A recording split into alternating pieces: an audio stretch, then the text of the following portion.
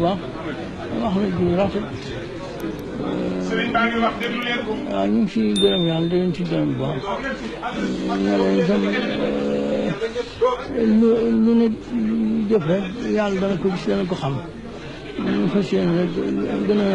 dimbali lislaam bu baax rek daal jaam yi dimbali lislaam daal ñu fas yéene di ci farlu bu baax waaw farlu di dimbali lislaam lislaam yàlla ko taal ci diine moo tax waaw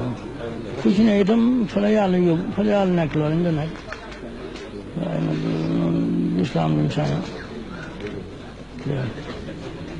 waaw nañ def rafetlu bu baax ci